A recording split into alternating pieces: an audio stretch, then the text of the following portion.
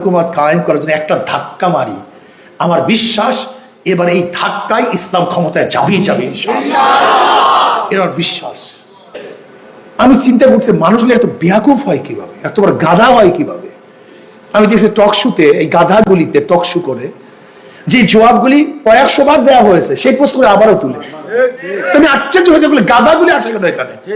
৫,০০০-এর উপরে বিএনপির কর্মীদেরকে বহিষ্কার করছে, কিন্তু চাঁদাবাজির কমতি তো আমরা দেখছি না। আপনারা কি দেখছেন নাকি ভাই? তার মানে এগুলো আইওয়াস, এগুলো বন্ধের কোনো সিস্টেম নেই। যদি চাঁদাবাজি বন্ধ হয়ে যায় তাহলে দলই তো বন্ধ হয়ে যাবে, তাদের রক্তই তো চাঁদাবাজি। বিভিন্ন মানুষের মুখে শুনি আগে চাঁদা দিতাম ৩০০ টাকা, এখন ২০০-৬০০ টাকা। মিথ্যা বলতেছি না? হ্যাঁ, গাঁজা খায়, নেশা খায়, মিথ্যা কয় পীর সাহেব চরমনে, এটা মিথ্যা বলছি না?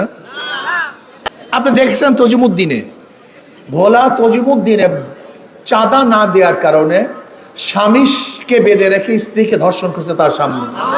মিথ্যা বলছি, কথা ঠিক না? বগুড়ায় প্রস্তাব দিছে মেয়েকে বিবাহ করবে, বাবা রাজি না হওয়ার কারণে সে মেয়ের সামনে বাবাকে হত্যা করছে। মিথ্যা বলছি? এক অফিস ভাড়া দিছে একজনে বিএনপির কাছে, বেচারা ১ বছর পরে ভাড়া চাওয়ার জন্য গেছে। কয় বছর পর? ভাড়া তো দেয়নি, হত্যা করে ফেলছে। মিথ্যা বলছি বলেন?